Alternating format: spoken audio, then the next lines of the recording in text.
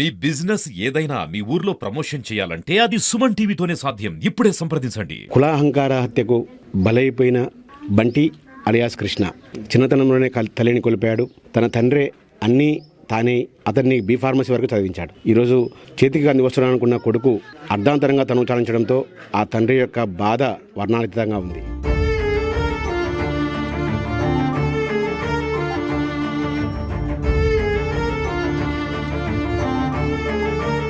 ప్రస్తుతం మనం కృష్ణ తండ్రితో మాట్లాడదాం. చెప్పండి, బి ఫార్మసీ చనిపోయిన మీ కుమారుడు అర్ధాంతరంగా చనిపోవడం పట్ల ఏమనిపిస్తుంది అసలు?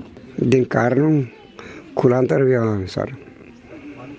వాళ్ళు కక్ష కట్టుకున్నారు, నమ్మించారు. నా కొడుకు ఇక పర్వాలేదు, వాళ్ళ అమ్మ కూడా వచ్చి మా ఇంటికి వచ్చి మాట్లాడిపోతుంది. ఇక సర్లే వీళ్ళుగా అడ్జస్ట్ అయినారని నేను అనుకున్నాను. 26 జనవరి నాడు మార్నింగ్ నా దగ్గర 7:30, 8కి వచ్చిండు. డాడీ ఏమన్నా వండుకున్నా అంటే వండలేరు అంటే జరా ఒక 2 నిమిషాలు కానీ పోయిండు. బజారు పోయిండు, ఒక దోశ ఒక ప్లేట్ ఇడ్లీ తీసుకొచ్చిండు. 200 ఇచ్చిండు, కట్టలు కుంచుకు డాడీ అని ఇచ్చిండు. తెల్లారి ఈ న్యూస్ వచ్చింది. అయితే అతన్ని ఉన్నది, అతనికి ధైర్యంగా ఎందుకు పోయిందంటే నాకు ఏదైనా జరిగే తీరుంటే నాకు ఇంటిమేషన్ ఇచ్చేటోళ్ళు చాలామంది ఉన్నారు అంటుంటే అహంకారంతో బయటపోయింది. కానీ లేకపోతే వాడు పోయేవాడు కాదు. ఒకవేళ 2-3 ఉన్నా కానీ ఢీకొచ్చేవాడు. కానీ మినిమం 15కి ఏవో ఉన్నారు. కొడుకును ఆగం చేసిండు సార్. అంటే చిన్నప్పటి నుంచి ఎలా ఉండేది మన బంటి చదువులో కానీ స్నేహంలో కానీ? సిగరెటే కానీ ఇవి డ్రింకే కానీ వానికి ఏ అలవాటు లేదు. డాడీ నేను ఒకళ్ళు సిగరెట్ కలిస్తే ఏరా డాడీ అని పిలుతాడు, బయటికి పిలుతాడు. ఏందిరా అంట, అది ఏం లేదు కానీ ఇటు తాగి ఇంట్లోకి రా, వానికి పడది. మా అత్త దగ్గర కూడా వాడు సరిగా ఏమైనా ఒక సండే మటన్ తెస్తేనే తింటాడు, మిగతా దినాలు మొత్తం ఫ్రెండ్స్ దగ్గరనే తింటాడు. అంటే కొన్ని బంటి పైన కొన్ని కేసులు కూడా ఉన్నట్టు తెలుస్తూ ఉంది. అసలు ఎందుకు కేసులు అయినాయి ఇతనికి? ఒకటే కేసు అయితే 4 పోతున్నాం సార్. 4 పోతుంటే ఒకడు వచ్చి నిన్ను కొడుతుండు. ఇక నాకు ఫ్రెండ్ కొడుతా అంటే నేను కూకుంటాను, వీడు పోయి పట్టుకుంటూ వాడు పొడుతుండు. ఆ పొడిచిన కొడుకు మంచిగా పొడిచినా బాగుంటుండే. నేను నెంబర్ 1గా వీడిని కేసు పెట్టిండ్రు. సరే వాడు మంచిగా అవుతుండే అనుకుంటే వీడే అనుకుంటే ఇక కాంప్రమైజ్ అవుతున్నామో ఏమో, అందుకని నన్ను పిలుతుండు అనుకుని కొడుకు ఆశపడ్డాడు. కానీ కొడుకుని ఈ విధంగా నమ్మించి మోసం చేస్తాడనేది నేను అనుకోలేదు. మంచి క్యాష్ పార్టీ వాళ్ళ నాన్న పోలీసు వాళ్ళని మేనేజ్ చేసిండు, డిపార్ట్మెంట్ని మేనేజ్ చేసిండు, అందరిని మేనేజ్ చేసిండు. వాడు ఇంతవరకు పోలీసులు వాళ్ళని అరెస్ట్ చేయలేదు, ఏం లేదు. ఇంకంతే సరిగా కొడుకు అందరూ ఎవరు మా నాడోళ్ళు, మహిళా సంఘాలు వాళ్ళు అందరూ వచ్చిండ్రు. వచ్చి ₹1 ఎక్స్క్యూజ్ చేయమని వాళ్ళు మీటింగ్ చేసిండ్రు. అంటే ఈ బంటి ప్రేమ వ్యవహారం మీకు ఎప్పుడు తెలిసింది? మొదటి నుంచే తెలిసి మీకు చెప్పి ప్రేమించాడా? మీరు అతను మీకు చెప్పినప్పుడు మీరు ఒప్పుకున్నారా? అసలు ఏం జరిగింది? వాళ్ళ ప్రేమ ఎప్పటి నుంచి జరుగుతుంది? వాడు 3 సంవత్సరాల నుంచి వెళ్ళి ప్రేమించిండు. నాకు 2 సంవత్సరాల తర్వాత ఏందిరా మరి పెళ్లి చేస్తా, నువ్వు ఇట్లా ఉంటే నాకు ఇబ్బంది అవుతుంది కొడుకు అంటే డాడీ ఇక కుల్ల చెప్పేసిండు. డాడీ నేను ఒక అమ్మాయిని లవ్ చేసిన అని ఒక పిల్లగాని ఇచ్చి వాని యాక్టివ్ ఇచ్చి నన్ను నల్లగొండకు తోలిండు. పోయి మీ కొడలను చూసి రాకపోతే నేను భార్గవ్ దగ్గరికి పోయినా, చూసిన అమ్మాయి నాకు నచ్చింది, కొడుక చేసుకోరా అన్న. వాళ్ళ తల్లిదండ్రులు ఒప్పుకోలే. మేము మాలోని చేసుకుంటావాను, మన కులం ఏంది వాళ్ళ కులం ఏంది అని వాళ్ళ తండ్రి వాళ్ళ తల్లి వాళ్ళ అన్నలు వీళ్ళకు ఎట్లా ఇదేంటంటే ఆ పిల్ల వాళ్ళ అన్న దీనికి ఫ్రెండు. ఊరికి 4 సార్లు ఇంటికి పోయేసరికి ఇక వాళ్ళిద్దరికి ఎట్లా కలిసింది. ఈ అమ్మాయి చెప్పేసింది నేను బంటిని తప్ప ఎవరిని చేసుకోను అని. అంటే స్నేహం ముసుగులో స్నేహితుని చెల్లెని ప్రేమించడం అంటే ఒక మోసం కదా? స్నేహితుడిని మోసం చేసినట్లు కదా? కాదు, మీ ఉద్దేశంలో కాదు.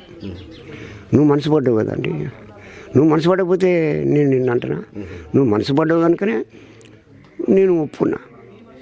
అమ్మ నాన్నలు అమ్మాయిని టార్చర్ పెట్టిండ్రు.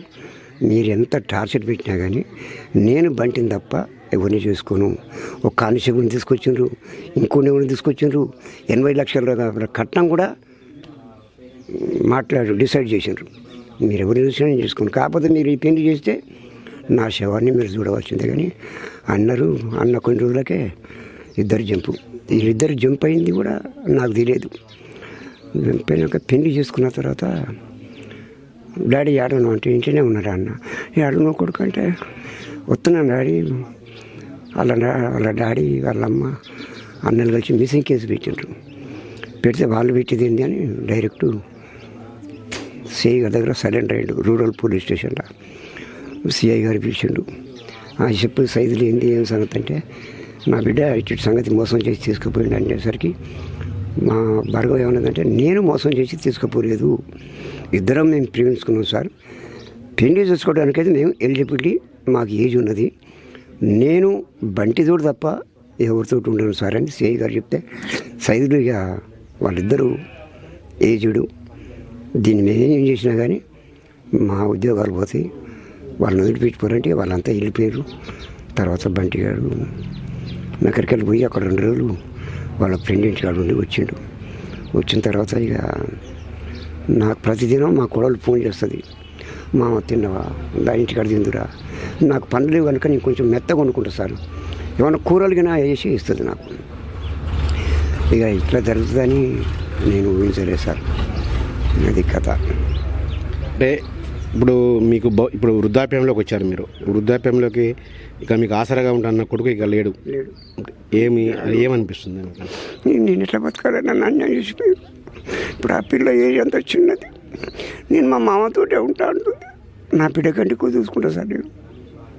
దాంట్లో నేను రాజీ పడేలేదు, నా బిడ్డ లెక్కనే చూసుకుంటా. ఒకళ్ళు ఆమె ఇష్టం, వాళ్ళకల్లా అమ్మ నాన్నలు తీసుకుపోతే పోతా అనుకుంటే మాత్రం ఆమె ఇష్టం. అది నేను దానికి నేను చెప్పలేను సార్. ఒకవేళ ఆమె వెళ్తా అంటే నేను అన్నాను సార్. ఆమె వెళ్తా అంటే పంపిస్తారా? ఆ ఇష్టం సార్ అది. కానీ నా ఇష్టం అయితే నా దగ్గర కొన్ని రోజులు ఉండు, నా బిడ్డ దగ్గర కొన్ని రోజులు ఉండు.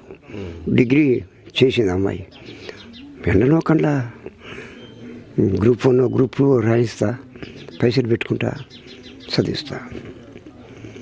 దీనికి వచ్చిన పైసలు మొత్తం ఆ పిల్లకే ఖర్చు పెడతా. నేను 1 లక్ష రూపాయలు చేస్తుంటే మిత్తికి ఇచ్చుకుంటా, ఆ మిత్తితో నేను బత్తా, చదువుకో బిడ్డ అంట నేను. ఇది ఏదైతే బంటి తండ్రి ఉన్నాడో బంటి తండ్రి యొక్క వెర్షన్. తనకు వృద్ధాప్యంలో ఆసరగా ఉంటా అన్నాడు. బంటి అయితే విద్యావంతుడు, బీఫార్మసీ పూర్తి చేశాడని తెలుస్తూ ఉంది తన మాటల్లో. తనకు వృద్ధాప్యంలో ఆసరగా ఉంటాననుకున్న కొడుకు ఇక తిరిగిరాని లోకాలకు వెళ్ళిపోయాడు. ఇంకా భవిష్యత్తు ఎంతో ఉండాల్సిన కోడలు చిన్న వయసులోనే విధవరాలిగా మారడం నన్ను బాధకు గురి చేస్తూ ఉంది. ఆమె భవిష్యత్తు పై నిర్ణయం మాత్రం ఆమెకే వదిలేస్తున్నాము. ఆమె ఇక్కడ ఉంటా అన్నా ఓకే, లేదా ఇంకా ఏమైనా చేసుకున్నా కూడా మేము అన్ని విధాలుగా సహకరిస్తామని కూడా బంటి తండ్రి అయితే చెప్తా ఉన్నారు.